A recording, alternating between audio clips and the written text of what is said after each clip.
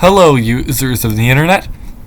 In today's video I'm going to be playing Avoid the Lions 7 Purple Edition.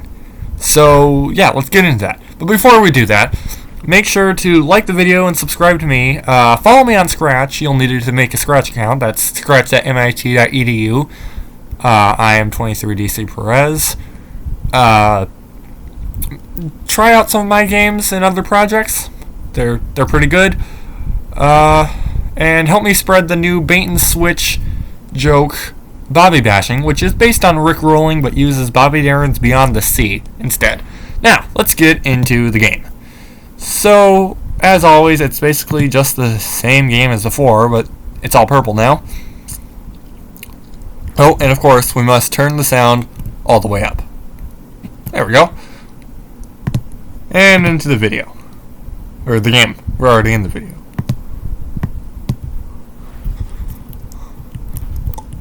You see, it's all purple. Maybe to make it more interesting, I'll just... I don't know. Yeah, it's purple. You see? Purple.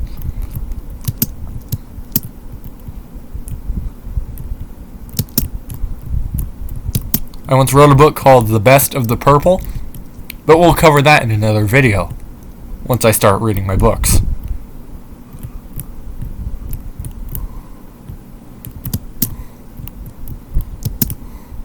Oh, okay.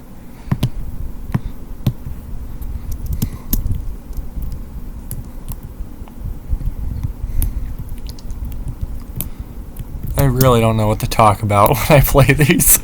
I used to have a lot to talk about, but there's only so much you can say, really. I like the purple feather on Evil Knight. I thought that looked nice.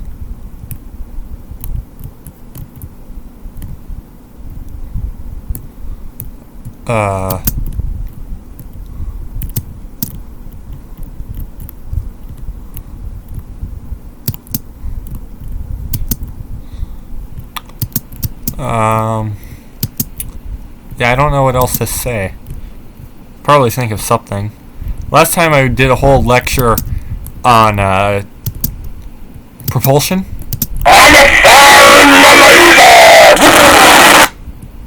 Not that I'm an expert or anything, I've done a lot of research and I have a pretty good understanding. Of course, I could always use more knowledge.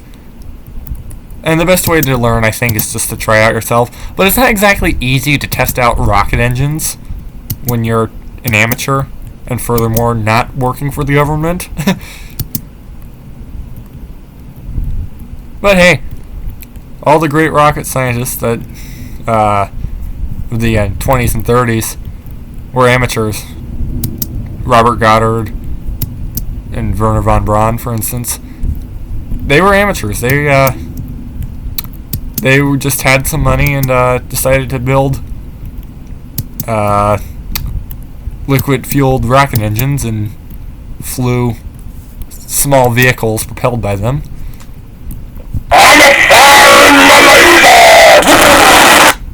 Von Braun, of course, eventually got hired by the German army to build V-2s during World War II to bomb England, and was later captured by the United States, and basically it built some ballistic missiles to carry nuclear warheads in case World War III was to start, blow up Russia, and eventually sent us to the moon, building such vehicles as Redstone, Jupiter, Juno 1, Juno 2, I forgot to mention Jupiter Composite, Jupiter C, the Saturn 1, Saturn 1B, and Saturn 5. It was critical in the designs. Some of those carried humans. The Redstone, Saturn 1, Saturn 1 never carried anyone, but it was designed to. Saturn 1B did, and of course the Saturn 5. Which is what put the spacecraft that would take us to the moon into orbit. A lot of persons... I find a lot of online things asking why we don't build Saturn V's again. And there's always some idiot who says, well, it's because it's outdated. Well, yeah, but, make some updates. You can still have the Saturn V. There are all sorts of plans to modify it to make it better and better. So we just skip ahead. We don't go with the original design. I mean, they weren't going to after, 1975. Well, with the original plan, by, 1974 or 75, they would have had the next order of Saturn V's, which would have been another 15. They ordered 15 Saturn V's and used 12 for their intended purpose, and repurposed the 13th to put up the Skylab space station. Now, the 14th Saturn V was also repurposed for Skylab, and the 15th remained just in its original configuration for Apollo lunar flights. The 14th Saturn V has been the two remaining Saturn V's have been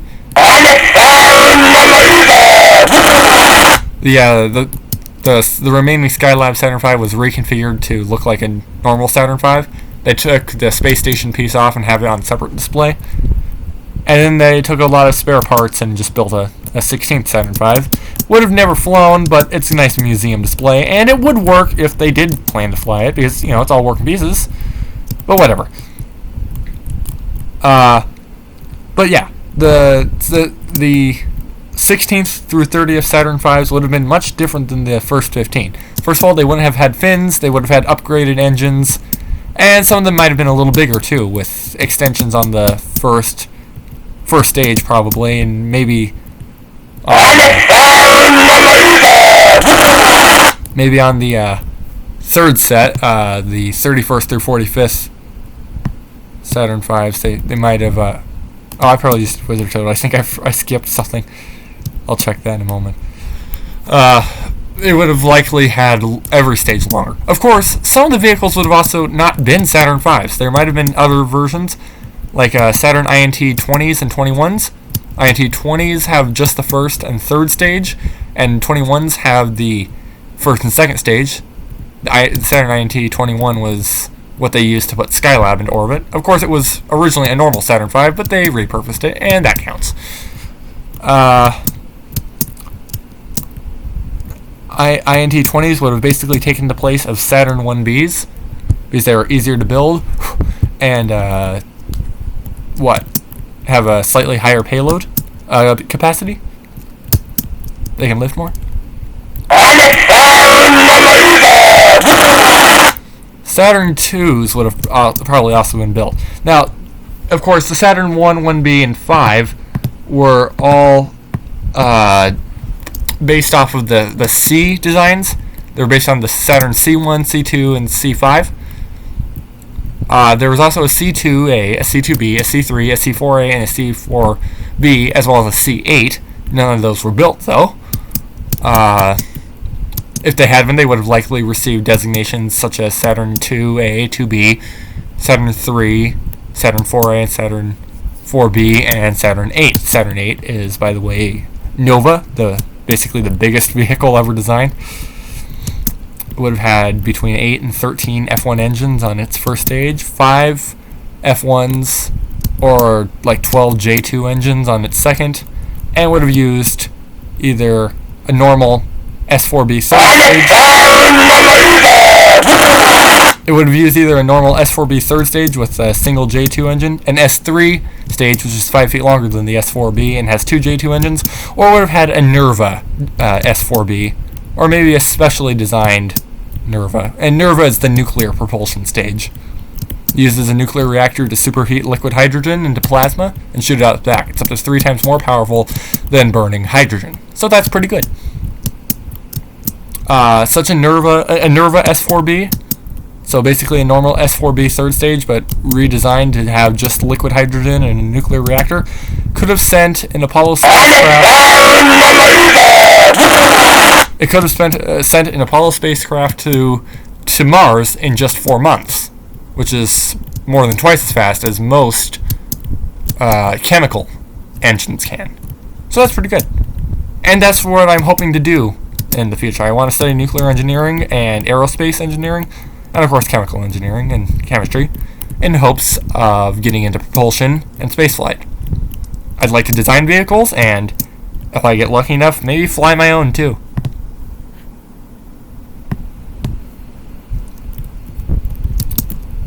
I'd love to fly myself to the moon. I could do it. Not yet, but eventually. Anyway, but Saturn IIs, as they were called, were based on the Saturn V's second stage and would have the just the third stage as its second stage. So it would have been a lighter vehicle, also taking the place of the Saturn 1B.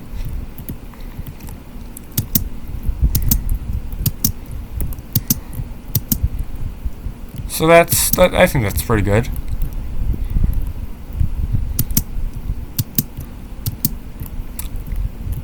Too bad they never used them.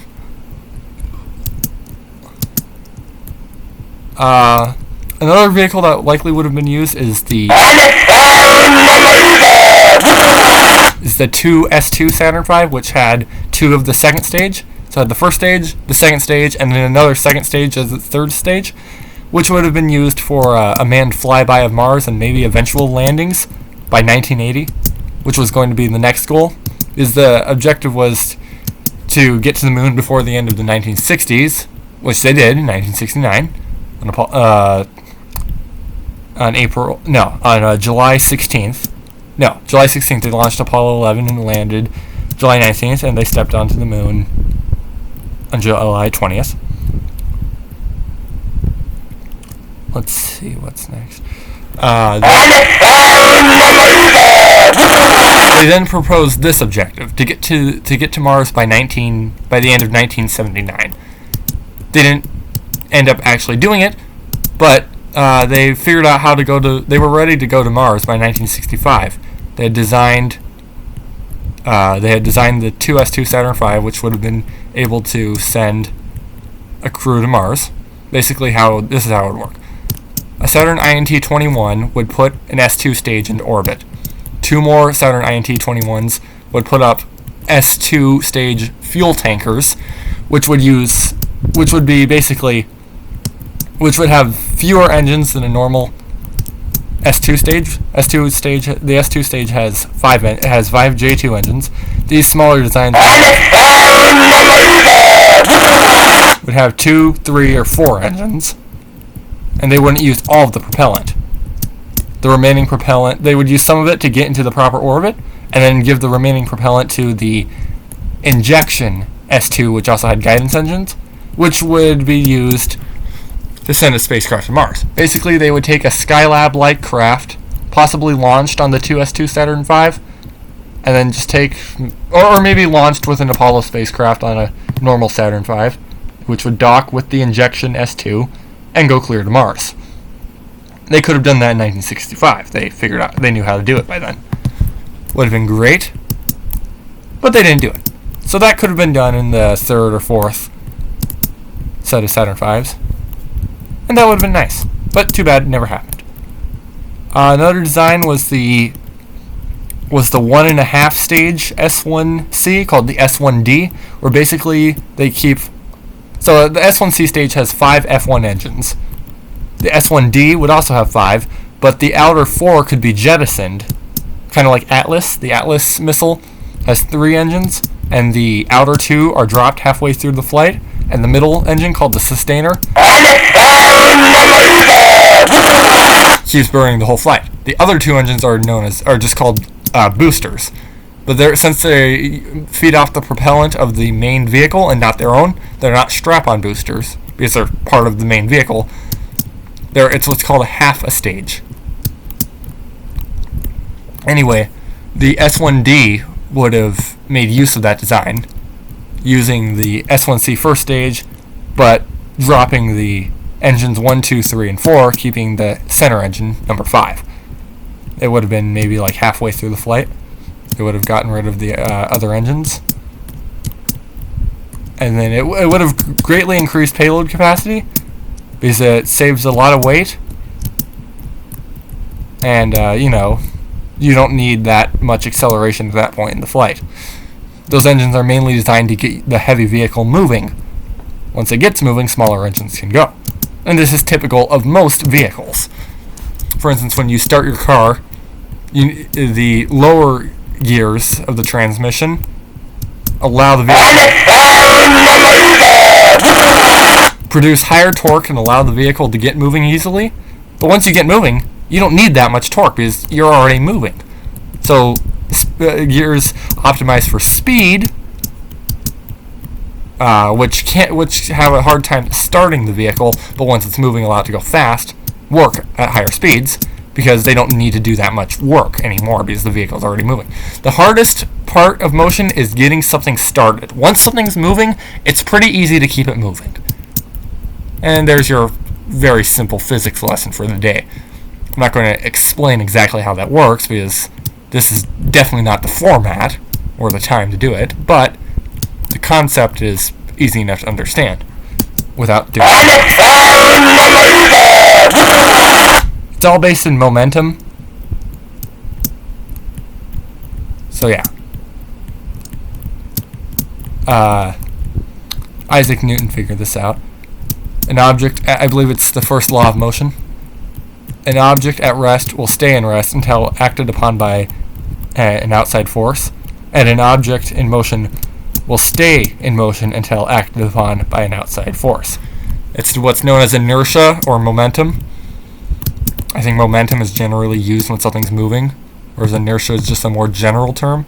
And I forgot to do this one, so we'll do that quickly.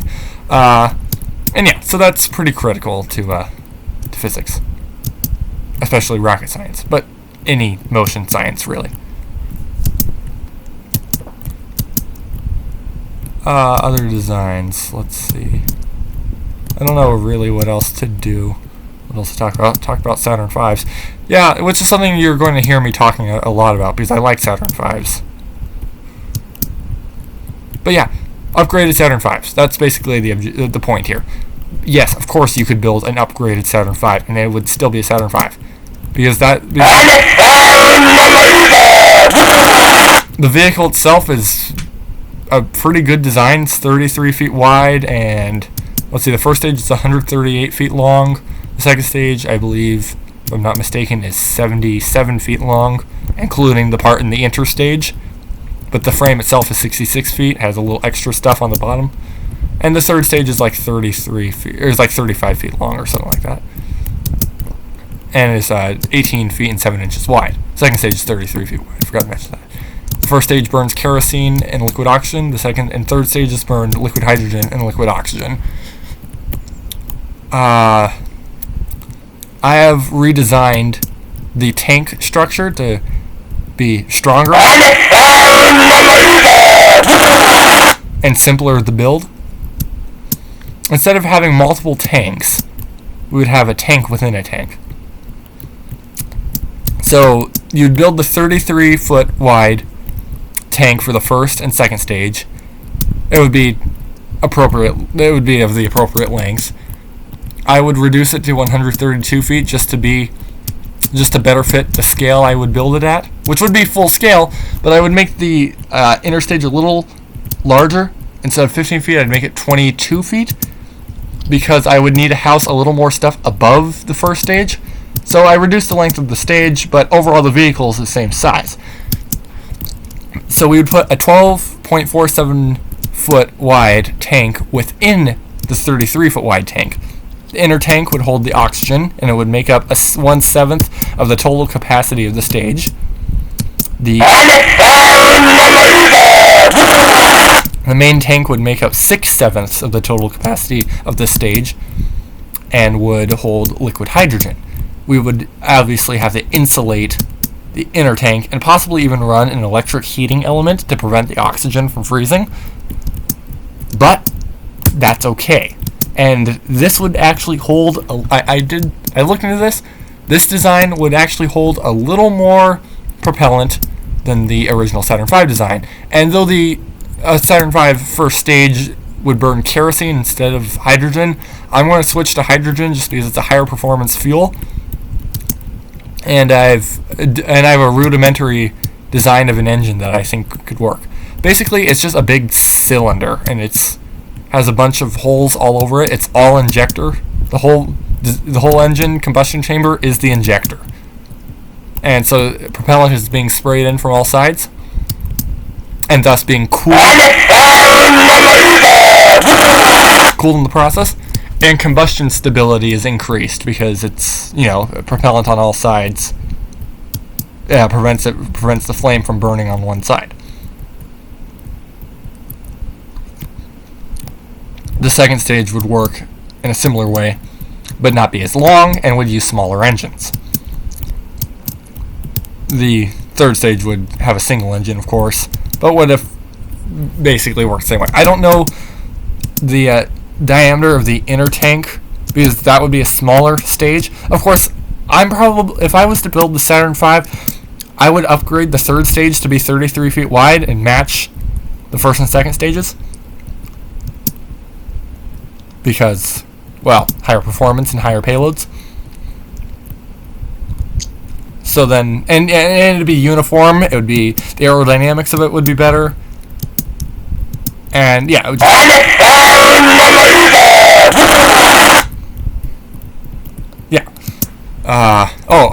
the wall, so I'd build it out of 5052 aluminum, which is one of the best alloys of aluminum, or 7076, but I prefer 5052. I'm going to do more research on that. I might change my mind. The original Saturn V's were built with 7075, not 7076 aluminum. 7075 aluminum, but I would do 5052. But whatever. Well, I'll look into that. I would make the walls of each tank half an inch thick.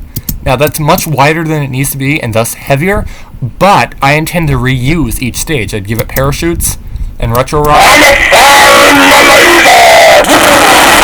Basically there'd be a parachutes among the engines on the bottom of the stage. So after each stage is jettisoned, it would turn over, parachutes would open up, and gently drop it into the ocean. Just before I would have the retro rockets set up, they'd be solid engines, and they would burn, and they would ignite at the appropriate height, so they could completely stop the stage by the time it touches the water, and then it would gently slip down into the ocean, and a flotation device would open up. And then it might shoot off flares and have a GPS tracker so we could find it. And each stage would be like that. Von Braun, in his book Das Mars Project, which is how he intended to go to Mars, and by the way, this stuff checks out. Now, I'm not a professional. I don't have much education on this. And, well, okay, not all of it works out because a lot of it was based on assumptions, but a lot of the stuff makes sense. Anyway, I'm kind of following some of his designs here because I think they're good. Yeah. And by the way, that book was written in the 1940s and published in the 50s. In the 60s, he mentioned that when he wrote it, it was with more primitive technology, and how he thinks it could still work, but if he was to actually do it, he would greatly upgrade all this stuff. But I think that's all pretty interesting. Hopefully, if you're watching this video, hopefully, just remember this. Remember how I always talk about sending myself to space, or at least sending things to space with my work. If you ever hear about some guy named Danny blowing himself clear to the moon, just remember you heard him talking about how he was going to do that. So yeah, that's how I would upgrade that. Of course, I'd put the plumbing on top of the stage to fill and drain the tanks. And by the way, the tanks would be so thick, I don't think we'd have to worry about overpressurizing them, because they'd be so strong. And thus we could pack a heck of a lot more propellant in there, which would be great. Well, thanks for watching the video and listening to my lecture on tankage and on theoretical tankage and all injector engines. Make sure to like the video and subscribe to me. Take a look at my Scratch account. Follow me on Scratch. You might have to make your own Scratch account. I'm 23DC Perez. That's scratch.mit.edu. Thank you for watching my YouTube video, and enjoy the rest of the internet. Goodbye, users of the internet.